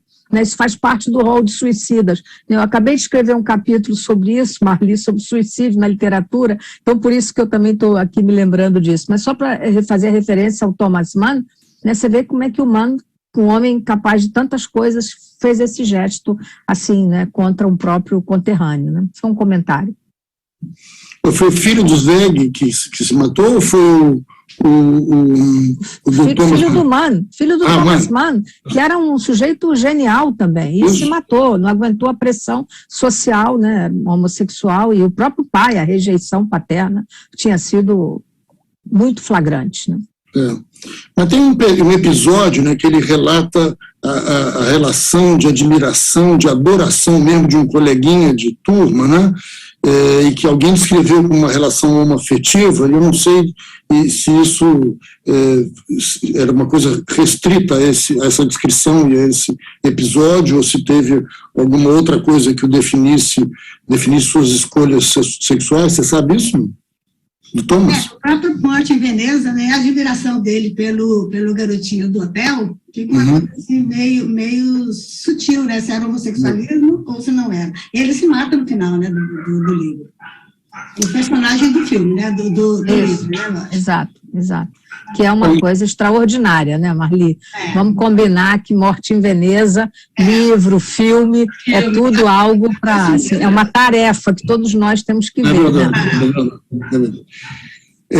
Aliás, eu me lembro que muito cedo, eu acho que foi no retorno de uma das minhas vindas ao Brasil, quando eu estava fazendo meu doutorado fora, eu encontrei você conhece o Maurice Wartman, um clínico de primeiríssima linha, muito querido, muito divertido, e foi meu tutor no internato, no Gafreguinho, na Escola de Medicina e Cirurgia, e eu adorava ele. Eu contei para ele que tinha visto o filme e lido o livro do Romain Gary, Luz Mulher, né, Claire de Femme, e disse que coisa extraordinária, ele foi casado com a Jean Seberg e se matou. E aí ele disse para mim assim, aliás, como todo bom escritor, eu saí de lá muito impressionado com esse diagnóstico do Maurina, e depois fui pensando no número de escritores que se mataram, né, e que é assustador, né? Eu não sei se é porque existe maior visibilidade, porque tem vamos dizer assim, a visibilidade de ser um escritor, ou se tem alguma vamos dizer assim, concentração estatística nesse tipo de métier, como tem outros médicos, etc. Né? Mas, enfim, então eu estava dizendo que esse sanatório, um hospital de elite europeia, ele, na verdade, descreve um lugar onde está a elite, né? Mas, na verdade, é uma doença, como você disse, que afeta gente pobre, que afeta trabalhador de 18 horas, que afetou, na sua outra fala, você diz que 1/3 das mortes dos escravos era por tuberculose. Então, é uma doença que afeta a gente com menos condições e com o sistema imune desgastado, enfim. Então, não é nem de longe a doença da elite, né? Mas se criou, né, isso é que eu acho que você explorou, e que eu achei uma página da Fundação Ataúfo de Paiva, que é o maior produtor nacional da fazenda BCG, eu gosto de dizer o título daqui a pouco, descrevendo coisas bem assim, líricas sobre esses artistas e esses escritores românticos, né? E essa ligação com a doença tuberculose como doença ligada às manifestações do espírito, que afetava os melancólicos, os artistas, gente que não cuidava da aparência, até da saúde, poetas, músicos, intelectuais, né? E como eu disse, mesmo sendo que, na verdade, ela seja uma doença de trabalhador, de gente pobre. Mas era a doença dos poetas, dos músicos românticos, e você chamou magistralmente a atenção para isso, e relatando todos os poetas, os escritores, que é o tema da sua fala mesmo, né? Da ópera, né, Cláudio? Da ópera, né? Eu não citei porque deixei para a nossa discussão, mas olha as óperas clássicas, né? A Traviata, a Bohème, né, a Mimi, de Puccini. Então, assim, são personagens muito clássicos, né? Quer dizer, isso é que eu falei, que a AIDS acabou com essa iconografia desse lirismo, né? Acabou, porque quando a AIDS surgiu, né, enfim, a gente sabe que até hoje a tuberculose é a doença oportunista que mais mata pessoas com HIV no mundo inteiro. Quer dizer, a AIDS acabou com essa iconografia, né? Se a gente fosse aqui falar de arte, né, da arte pictórica, digamos assim, né? Você lembra do Munch, do grande pintor norueguês, que pintou o Grito, né? O Grito, que tem 4 versões, são 4 versões diferentes do Grito, foi pintado para a irmã que acabava de morrer de tuberculose. A família inteira, a mãe tinha morrido de tuberculose. Então, o Munch é um pintor trágico, e o Grito é um quadro paradigmático. E ao longo da história, né, pintores, Modigliani, né, Modigliani foi o tísico clássico, né, enfim, então assim, são tantos pintores, são tantos porque era a época toda, século XIX, né, final do XVIII, século XIX, e até o começo do XX, porque os remédios só começaram depois da Segunda Guerra Mundial, né. Isso. Mas é bastante curioso, né? Interessante, um pouco assustador, né? Essa associação da doença com esse lado intelectual, esse lado, não é, artístico, né? É um pouco assustador, né? Porque eu acho que reflete, um lugar escrevi isso aqui, reflete essa aceitação resignada da realidade, da pobreza sanitária, terapêutica, não é? E que a gente hoje não aceita mais, não precisa aceitar. A gente tem tratamentos eficazes, né, com exceção das múltiplo resistentes, né, mas essa resignação que acabou impregnando esse comportamento, esse pensamento artístico-cultural, né. Eu lembro, Margarete, para fazer um paralelo aqui, essa falta de recursos, né, e essa resignação. Me lembro que quando assim que cheguei de fora e criei um grupo para estudar malária em Ariquemes, né, no início dos anos 80, eu disse para as minhas 2 estudantes de mestrado, a gente não tira uma gota de sangue sem se certificar que ele sabe como é que pega a malária e como é que se previne, o que se faz para prevenir. Não vão conseguir muito, mas ele tem que saber pelo menos como que pega, e que não pega comendo laranja. Ele tem que saber, ele vai ser mais eficiente na tentativa de evitar, que horas pega mais e tal. E a gente sempre fazia um questionáriozinho para perguntar como é que era. E a gente tinha um cartaz, né? Tem 2 histórias que eu já contei inúmeras vezes. Não era que um cartaz tinha um mosquito grandão desenhado, né? E eu dizia assim, o senhor sabe como é que pega? E eu ouvi todas as respostas. E aí eu dizia, não é assim, ele pega com esse mosquito. E aí eu me lembro de um que disse assim, não, doutor, se fosse um mosquito, o governo já tinha dado um jeito. Olha só. Então, essa resignação, né, de quem diz assim, não pode ter jeito porque eu sou pobre, eu não mereço que a vida me dê algo melhor do que eu tenho, né? E a outra também terrível, que seria cômico se não fosse trágico, que eu mostrei então essa figura do mosquito, e eu disse, é com esse mosquito que o senhor pega a doença. Ele disse, não, doutor, desculpa, aqui não tem esse mosquito. Eu disse, desculpa, doutor, eu sou da cidade, eu sou daqui, eu sei que não tem mosquito assim aqui. Eu disse assim, eu já te contei, acho que a Maria está rindo, porque eu acho que ela já conhece essa história. Eu sei que não tem esse mosquito aqui. Eu disse, tem sim, é esse mosquito aqui, é o mosquito prego. O senhor já viu isso, doutor? O senhor me desculpa, o mosquito prego não é assim, o mosquito prego é assim. Tinha aquele desenho enorme, ele achou que eu estava falando de um mosquito daquele tamanho do cartaz, né? Então, essa aceitação resignada dessa realidade, né? Então, você descreve esses Manuel Bandeira, eu não vou citar porque você já passou deles todos aqui, o Roland Barthes, o Bandeira, o poeta tísico, que, na verdade, é um exemplo icônico dos que escapam, né? Como você diz, acabou morrendo de pneumonia, velho, né? Velho, não sei, mais de 60, né? Não, 85. 85. Que nem Afonso Arinos. Afonso Arinos, né? O grande Afonso Arinos, né? Viveu até os 85 anos, né? Sendo esse baluarte da democracia brasileira, né? Também passou anos em sanatório em Belo Horizonte, né? E assim, e tem um personagem, Cláudio, que assim, que eu não citei, deveria ter citado até por justiça, né? Que é o nosso grande poeta popular, Noel Rosa, né? Noel Rosa, por exemplo, é o nosso Keats, né? Isso. Eu diria que é o nosso John Keats, né? E Noel Rosa foi a mesma coisa. Noel Rosa tem aquele célebre poema que ele fez para o Dr. Joel, que era o médico dele aqui no Rio, quando estava internado lá em Belo Horizonte, porque era pobre, né? Então, existia um típico corte social, né? Campos do Jordão, eu aprendi com o embaixador Alberto da Costa e Silva, ele me explicou. Tinha os sanatórios, né? De um lado, tinha um lugar chamado Cananéia, né? Que chegava o trem, né? E antes do trem, era lombo de burro que fazia chegar lá, nos sanatórios, né? Você subia a estrada em lombo de burro, e depois teve o trem. E aí tinha de um lado das mulheres, ele inclusive conheceu a mulher dele lá, que também está internada na parte feminina, o embaixador, e ele descrevia, quer dizer, existiam os sanatórios dos mais privilegiados e dos mais pobres. E Nelson Rodrigues, né, que tinha todo um apoio e tal, e teve muito apoio e ajuda para poder ir para lá, porque ele não tinha dinheiro, né? E foi muitas vezes, né, como eu disse, foi o campeão de pneumotórax realizados, né? E o Noel Rosa foi internado também no sanatório em Belo Horizonte, de onde ele meio que pediu alta e voltou para o Rio. E aqui no Rio teve uma hemoptise e também morreu de hemoptise aos 27 anos, sendo esse poeta genial, eu diria que um poeta popular absolutamente genial, que é nosso Noel, né? Eu chamo o nosso Noel do nosso John Keats, entendeu?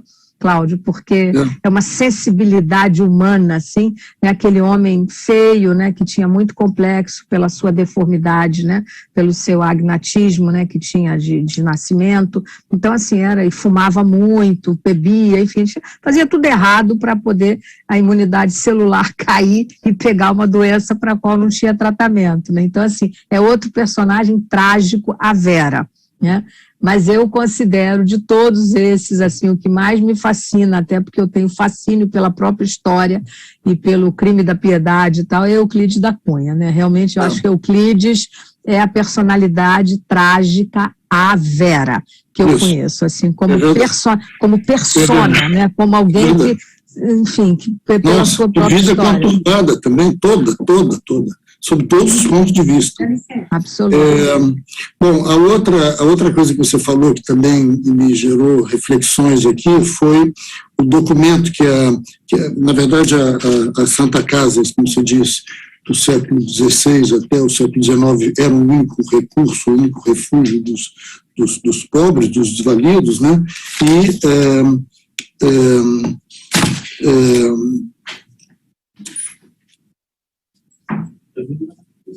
Desculpa, casa em obra me interrompem para me entregar uma lata de massa polar, que eu não sei nem o que é.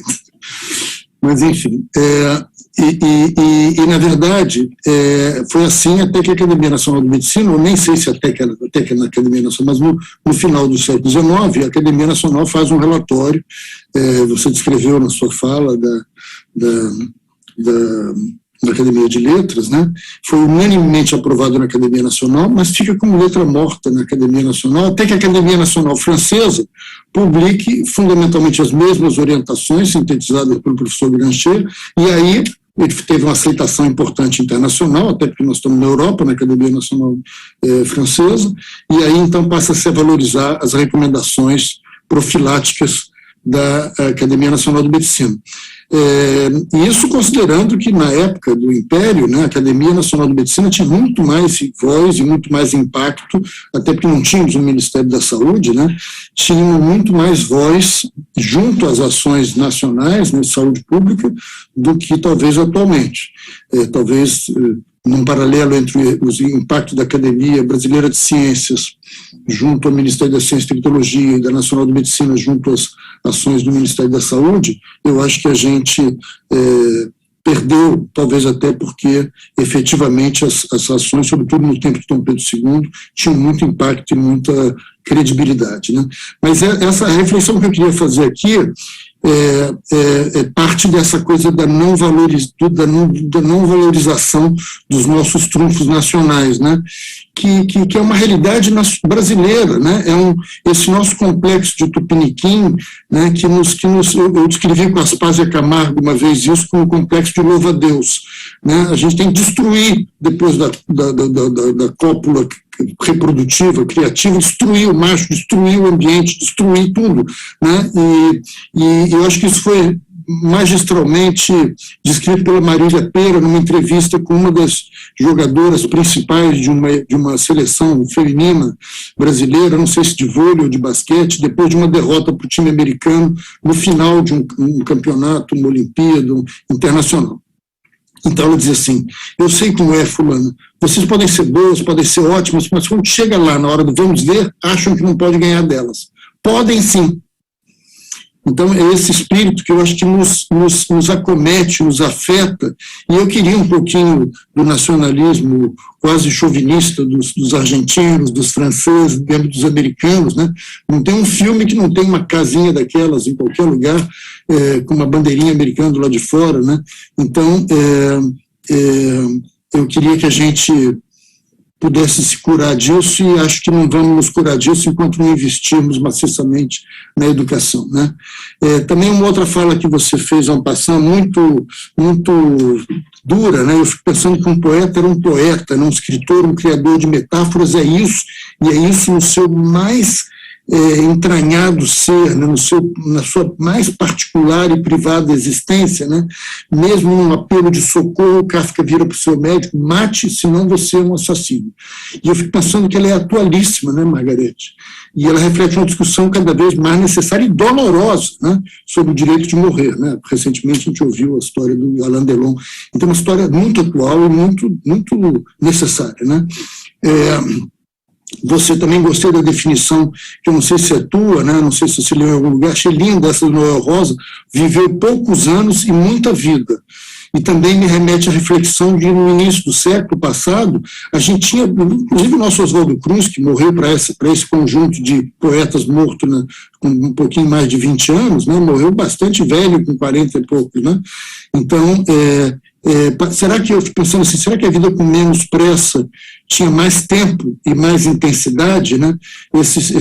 Todos os profissionais da ciência, da saúde também do início do século, se vivia menos, mas quantas coisas eles fizeram? O próprio Oswaldo Cruz, né? Quanta coisa ele fez nos 40 anos de existência. Né? Essa, só para definição, eu também vou tentar encurtar aqui as coisas que eu anotei, mas você falou da frase do Mário de Andrade, né, dizendo assim: entre os cacoetes históricos que organizaram o destino do homem romântico, um dos mais curiosos era o de morrer na mocidade. Esse é um cacoete, né, que eu acho que influenciou mesmo. Né, o livro do Goethe não foi um determinante no número de suicídios, né, durante algum tempo. Né, então eu acho que há essa influência mesmo na nossa percepção de como viver e de como morrer e de aceitar a morte, se cria um paradigma, se cria um cacoete, né, como ele disse aqui, de que é possível aceitar que a morte nos pegue precocemente. Né? E essa frase do Mário de Andrade me lembrou, Margarete, do debochado, genial e boêmio, né, e não menos autodepreciativo e pessimista, eu escrevi aqui, jornalista Paulo Francis, que dizia assim: intelectual não vai à praia, intelectual bebe. Então eu acho que é esse perfil autodepreciativo e autodestrutivo mesmo, né, que associa talvez essa imagem da visão resignada da morte e da doença, que quando na verdade o que nós temos que buscar é nos livrarmos dela, que é o nosso princípio como médico e é o princípio dos profissionais da saúde. Eu vou ler um pedacinho, só o primeiro parágrafo, e eu comecei a fazer a lista de todos os personagens que você tinha falado, desisto de repeti-lo, seria inócuo aqui, mas eu vou ler esse primeiro parágrafozinho aqui, que está nessa página da Fundação Ataulfo de Paiva, a maior produtora da vacina BCG, que, como eu disse a vocês, que chama Tuberculose do Suplício à Inspiração Literária. Então, os parágrafozinhos que eu acho que definem isso que você falou, e que era o segundo tópico, vamos dizer assim, sobre o qual eu já comecei a falar: as novas gerações não imaginam que durante bastante tempo a doença mais fatal no mundo inspirasse a produção de poetas e escritores. Ela perde para AIDS e malária, mas enfim, é sem dúvida uma que mais afetou o homem em todos os locais, né? A malária estava mais restrita em algumas regiões, que inspirasse a produção de poetas e escritores. Né? Então, não é só porque acometeu eles e teve mais visibilidade porque a gente os conhece, mas inspirou possivelmente eles. Né? O enaltecimento deles, a beleza das tísicas e aparências doentes e miseráveis oriundas do autoabandono. A tuberculose, causadora da morte de 1,5 milhão de pessoas por ano, segundo a OMS, infernizou a vida de muitos deles no século XIX e mais da metade do século XX. Pois muitos se contraíram a ponto de morrer ou ter a saúde devastada. A tendência deles à depressão profunda surtia, na grande maioria dos casos, em vida desregrada, sem condições de higiene, regada a álcool, encafifada no fumo, isso que você descreveu por Noel Rosa, né? E carente de alimentação, um quadro de vulnerabilidade extrema, típico para o micobactério tuberculose, bacilo causador da tuberculose, realizar estragos. Bom, então eu queria terminar falando um pouquinho da Margarete, como última das minhas 3 parcelas da minha fala, né? Eu tenho que dizer que eu não fui tísica até agora, tá, Cláudio? Tá certo. É verdade, tá? Não, eu não incluí essa parte aqui, não defini você como tísica. Eu sou PPD reator, forte reatora pelo contato, mas nunca fui tísica até o momento, espero não ser. Tá bom. Então, tá bom, eu caí numa frase aqui do Manuel Bandeira, conhecido como poeta tísico, por escrever, mas então não farei mais nada, porque em mim o poeta é tuberculose, eu sou Manuel Bandeira, o poeta tísico, né? Que coisa impressionante, né? Isso que eu estou chamando de aceitação resignada da realidade, que é o destino fatal, né? Eu me lembro do Enfield, do Betinho, né? A família toda dizimada pela AIDS, que receberam um concentrado de fator 8, né? Contaminados, né? E pela tuberculose, Cláudio. Pela tuberculose também. Eu tratei do Enfield, e o Enfield morreu com tuberculose, né? Então, assim, todos tiveram tuberculose, todos eles, todos os irmãos. Isso mesmo. Não sabia. Sabia que todos tinham tido a AIDS e morrido, mas ele, numa entrevista, perguntaram para ele como é que o senhor se sente tendo uma doença, sabendo que o senhor vai morrer. Ele disse assim, desculpa, todos vamos morrer. Todos vamos morrer, né? Então, é o atendimento precoce da população, né? A pobreza, a vulnerabilidade, o estado precário no qual morreu o Nelson Rodrigues, figura extraordinária, né?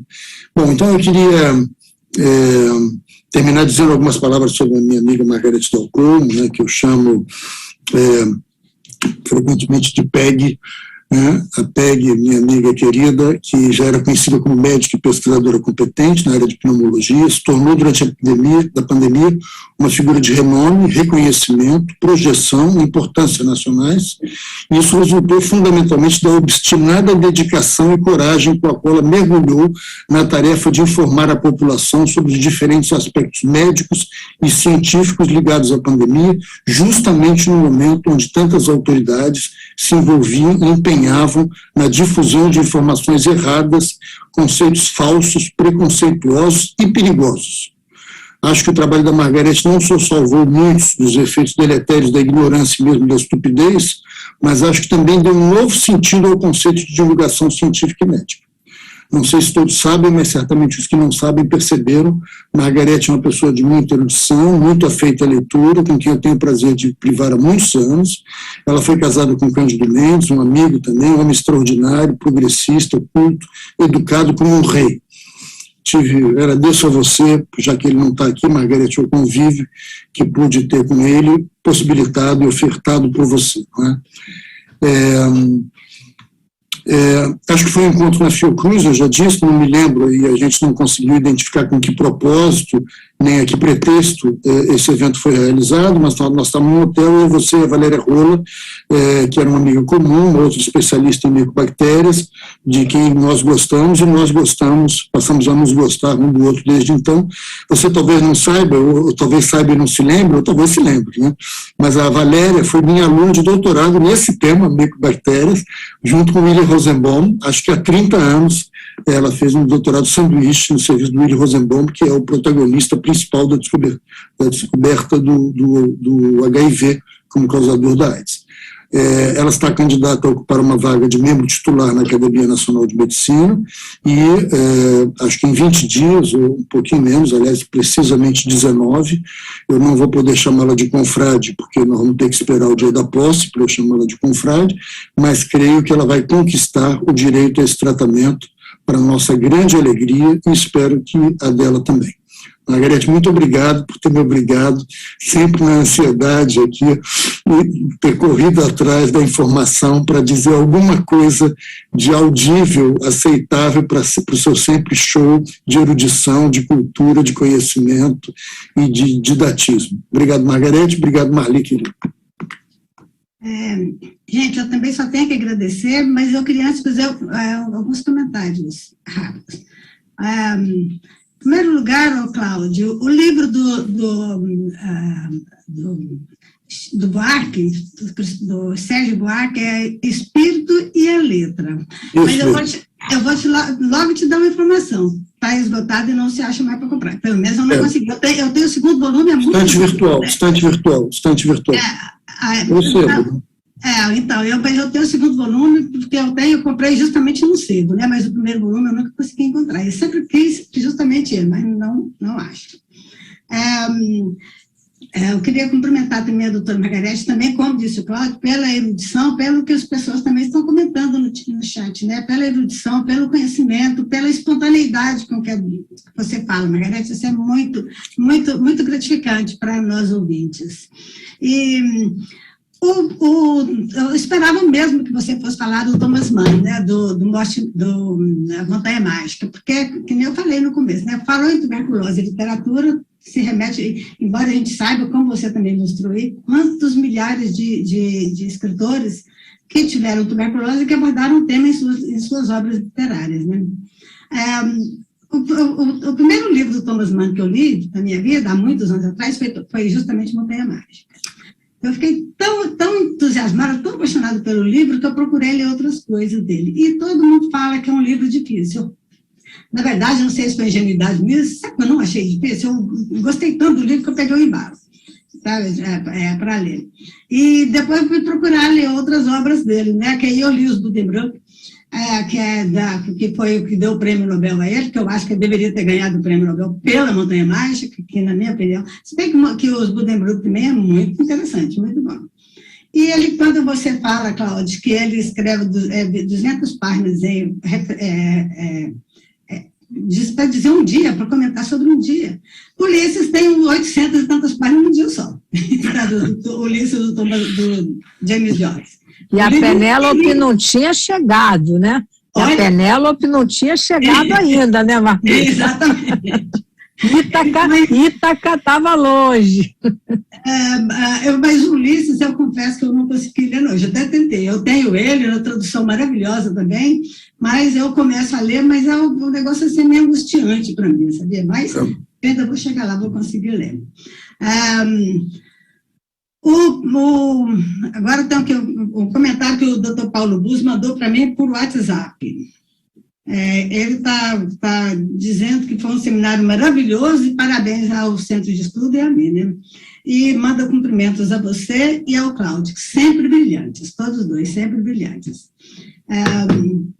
Bom ter amigos, né, Margarete? Oi? Bom ter amigos, né? Nada como a generosidade de amigo, né? Enfim, então a gente nem discute, né, Margarete? Nem discute. Só agradece, né? Só agradece. Né? De vez em quando eles dão bronca. Amigo é bom por isso, né, gente? Não tem nada melhor na vida do que amigo, né? Porque amigo dá bronca, briga, é um espetáculo, né? Aí depois tem aquela coisa absolutamente incomparável que é dar um abraço, assim, né? E a gente está sentindo uma falta, né, Marli, desse tempo todo, né? Desse tempo todo, né? Olha, está dizendo que tem pergunta no link aí, Marli. Olá. Tem perguntas no link, exatamente, Cláudio. Olá. Com você. Vamos lá. Bom, mas é isso mesmo, Marli, uma das coisas... mas acho que os amigos também têm uma outra função, além da bronca e do abraço, Margarete, é justamente recomendar esses livros que são enormes e desencorajadores e que têm a virtude de você começar e não largar. Não é? Não é tão enorme assim, mas aquele do... Poxa, eu esqueci agora, mas é um livro que a Ana Gavalda descobriu, e foi escrito nos anos 60, e conta a história de um professor obscuro bom, eu não vou lembrar aqui, vou fazer os... William... bom, é um livro também que eu li numa noite, porque eu não consegui largar, né? O outro que é assim, A Promessa ao Amanhecer, do Romain Gary, que não é meu livro preferido, mas é o melhor livro dele, e é um livro que ele conta a relação dele com a mãe, e o que é A Promessa ao Amanhecer, que é o que ela diz sobre o futuro dele, e vinga, apesar de ser absolutamente improvável.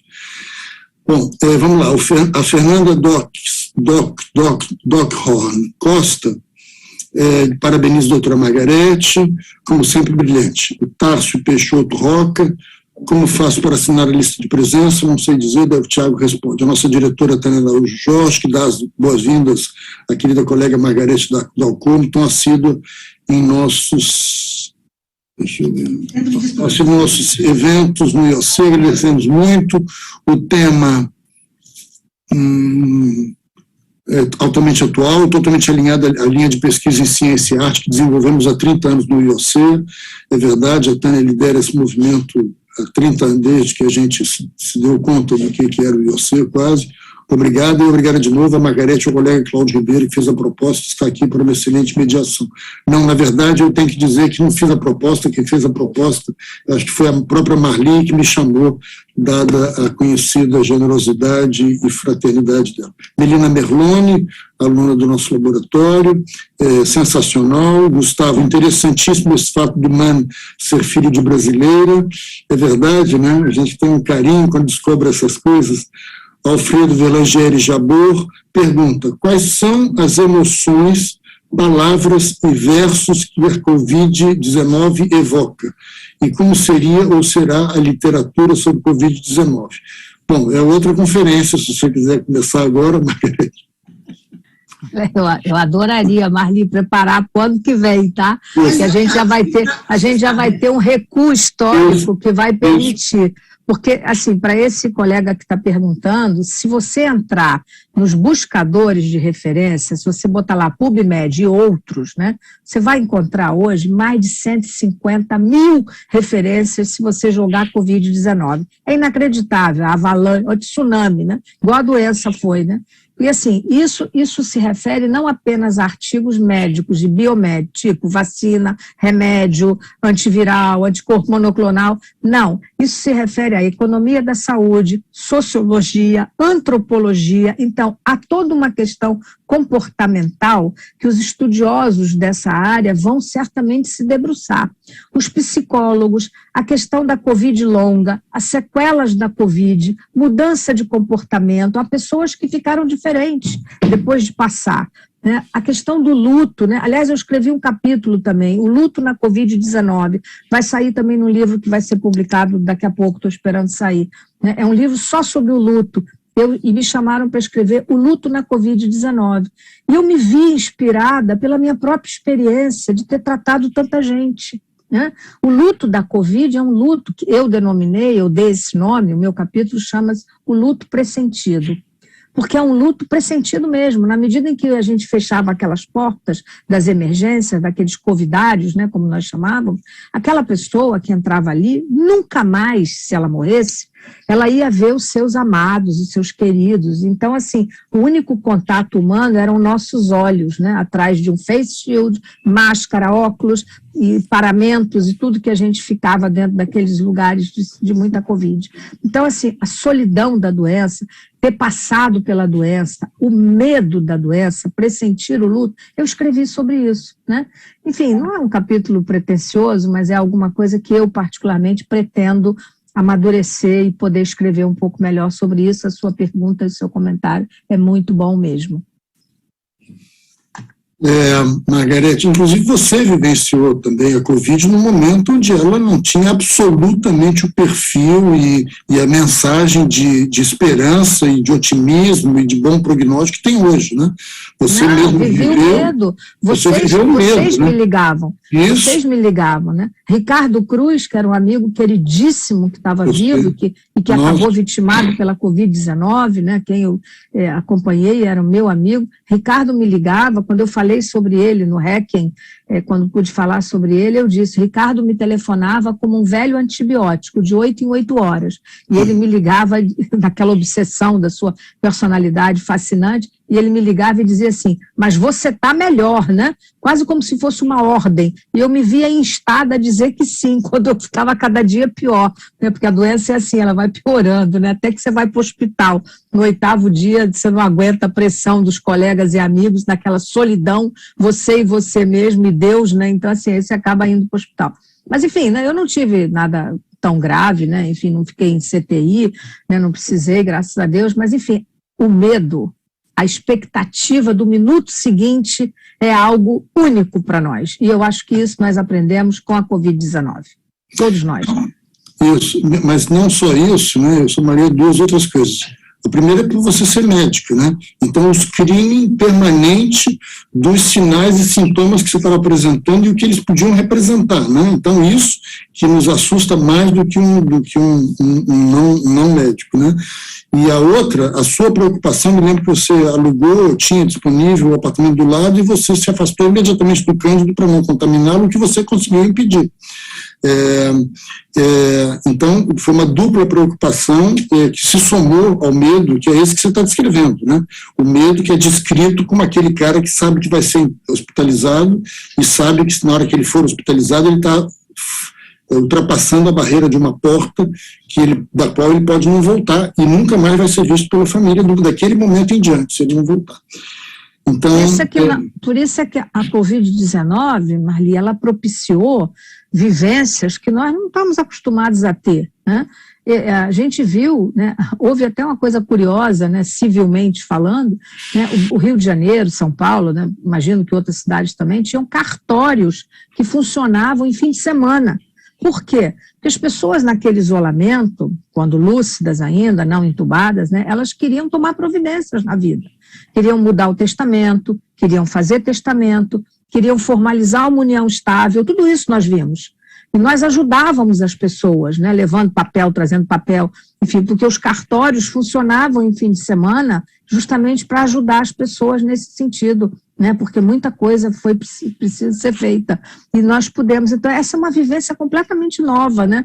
Imagina um médico, né? Você era a pessoa que levava o papel para baixo, para cima, e os pacientes que estavam lúcidos, né, eles tinham muito medo, e eles nos pediam coisa, né? Eu queria um pendrive com as fotos, né? Teve um que me falou, eu quero que traga o meu pendrive com as fotos da minha família, da minha lua de mel, não sei o quê, porque eu quero ficar vendo. E ele ficava vendo, né? Com oxigênio, em fluxo alto, etc., mas ficava vendo. Então, assim, a gente viveu muita coisa nesse período tão curto, né? E aqueles médicos e colegas que ficaram dentro das unidades de terapia intensiva, que nem voltavam para casa, né? Teve médico que ficou 2, 3 meses, médicos, enfermeiros, sem voltar para casa, porque no começo tinham medo de contaminar suas famílias. Foi uma vivência única. Essas pessoas todas têm muito a dizer do que passaram, entendeu, Cláudio? Então, assim, eu acho que, sem dúvida, Marli, isso será um assunto para uma discussão no Centro de Estudos, eu acho que a partir do ano que vem, com esse recuo um pouquinho maior na história aí recente. Eu estou convencido, Margarete, que nós vamos sim ter a possibilidade, como você diz, depois desse recuo histórico, né, de analisar com bastante sabedoria, com bastante serenidade, com bastante acurácia, os sentimentos gerados por essa mudança repentina, tão brusca e tão profunda no nosso cotidiano, no nosso dia a dia, né? A gente se isolou, depois a gente modificou para sempre a nossa relação com o trabalho através das reuniões telepresenciais, e acho que isso nunca mais vamos abandonar, vai ser sempre misto daqui para frente. Acho que isso vai gerar uma modificação, inclusive econômico-financeira no mundo, né? Então, eu acho que a gente vai poder descrever isso tudo com muita riqueza, muito breve. Patrícia Corvo diz que delícia escutar a Margarete e o Cláudio, não me bote no pacote, a Margarete, que é que deu o show, iluminam com sua erudição esses dias obscuros. Eugênia Costa, ótima palestra. Núbia Bechá, oi Núbia, maravilhosa Margarete Dalcomo. Flor Martins Espinosa, que privilégio poder presenciar o Centro de Estudos de hoje, muito obrigada desde Manaus. Ademir, a gente vem a uma palestra da doutora Margarete, sabendo que aprenderá muito, mas ela sempre nos surpreende para melhor. O bate-papo desses trios está uma delícia sempre. Pena que não estou assistindo do meu sofá, somos muito afortunados por tê-los aqui. Sandra Maria, excelente palestra. Marli, até que fomos econômicos no tempo, né? São 11h43. Tem que trabalhar, Marli. Pode ir terminando aí, porque tem que entrar em outro negócio meio-dia. Meio-dia, então vai acabar antes do meio-dia, pode ter certeza. A doutora Margarete ela sempre, um dia ela falou para mim que se eu convidasse mais uma vez, ela ia me dar uns cascudos. Só que eu continuei convidando, ela não deu cascudo nenhum e continuou aceitando, entende? Então, vamos continuar na agenda, viu, Margarete? Pode ter certeza disso. Prazer, agenda. Marli, prazer. Quando eu estiver por aqui, você será minha convidada. Para o IOC, para o nosso querido IOC, com tanta gente que eu tenho tanto carinho e tanto respeito, com o maior prazer e orgulho, Marli, certamente. Muito obrigada. Então, eu vou passar para vocês dois, então, fazer assim, as considerações finais e já vamos dar por encerrada. Na semana que vem, só um minuto, só se eu falar da semana que vem, nós teremos um centro de estudo especial, a pedido da diretoria, sobre o tratamento do câncer esqueci, gente, eu não sei esse nome, desculpa, eu não sei muito bem pronunciar o nome. Ayurvédica, eu acho que é isso. Ayurvédica. É isso, é sobre o câncer, tratamento do câncer. E também na semana que vem, teremos, na sexta-feira que vem, uma outra palestra sobre o meio ambiente, sobre as alterações climáticas e as consequências da Rio 92, que está completando 30 anos que ocorreu. Ela vai ser apresentada pela... Margarete, esqueci o nome dela, fugiu. Isabela Teixeira, pela ex-ministra do Meio Ambiente, que é uma pessoa espetacular. Espetacular, exatamente, com grande conhecimento sobre o tema. A Isabela Teixeira foi ministra do Meio Ambiente e ela vai estar aqui conosco. Também me falou que ela está super sem tempo, tudo muito enrolada, mas que ela não poderia deixar de aceitar um convite feito pela Fiocruz, uma instituição como a Fiocruz, que me deixou muito feliz. Então, vocês estão convidados para essas duas palestras na semana que vem. Uma vai ser na quinta, eu acho, né, Tiago? E a outra na sexta. A sexta é do centro de estudo, é normal, e a outra é centro de estudos extras. Então, eu queria mais uma vez agradecer a vocês pela disponibilidade de tempo, pelo brilhantismo da palestra. O Cláudio, que estava assim, se sentindo assim, meio se aceitava ou não, você saiu muito bem, parabéns, Cláudio, e parabéns à doutora Margarete. Como disse a Lília Schwartz sobre a doutora Margarete, ela nos inspira, né, gente? Ela começa a falar, a gente fica inspirada e vontade de continuar falando junto com ela. Inspira é a Lília, né? A Lília é uma querida, né? Uma querida, né? Fazer webinar com a Lília é um prazer, né? Eu já fiz, então, bem enfim, sobre o livro dela, Bailarina da Morte, que é uma coisa linda, é um livro que todo mundo merece ler, sobre a gripe espanhola, que é um espetáculo, aliás, é outro debate que eu acho que vale a pena, sabe, Marli, porque a experiência da espanhola... Ela apresentou o livro aqui para nós. Eu sei, eu me lembro. Não, mas é porque tem um registro... A gripe espanhola é uma das coisas, né? Você tem esse livro do John Barry, que é uma coisa maravilhosa, né? Sobre a gripe espanhola, e tem que é a história da grande, da Big Epidemic, né? E tem os registros do Pedro Nava. Então, do ponto de vista literário, dá para você fazer dá para a gente... Um dia a gente faz esse, Marli. Tá certo. A gente depois com um bate-papo na mesa do bar, quem sabe, né, Margarete, como dizem os meus amigos aqui da Fiocruz. Tomando um bom vinhozinho, né? Tudo se resolve. Tá bom. Obrigada, Marli. Obrigada a você, obrigada ao Cláudio, foi realmente um prazer, assim, quase que um intervalo no meio de tantas tarefas, né, eu que vou para Campinas amanhã cedinho, que eu tenho que dar aula lá, tenho que acabar agora vou entrar em outra coisa, enfim, e assim vai a vida, né? Mas é muito bom a gente estar vivo, não estar num sanatório, não estar compartilhando o tempo sanatorial, não estar olhando aquele relógio do Hans Castorp que nunca parava, não estar olhando uma bússola que não apontava para o norte, a nossa bússola aponta para o nosso norte, e o nosso norte é o outro, né, Marli, é o nosso semelhante, né, que é aquilo que nos inspira realmente, né, sem retórica, é isso. Beijo para o Cláudio, beijo para você, Marli, obrigada a todos que estiveram aqui com a gente. Antes da Margarete sair, só que eu me lembrei aquele livro que eu estava querendo evocar o nome, que é um livro do John William, escrito nos anos 60, chama Stoner. É uma coisa linda, não é tão grosso assim, mas é legível em uma noite, e é impagável, extraordinário. Aconselho a todo mundo. Era isso. Então, muito obrigada a todos, e está encerrada, viu, Tiago e doutora Margarete? Dá tempo de você resolver seus problemas ainda do meio-dia. Tchau, tchau. Tchau.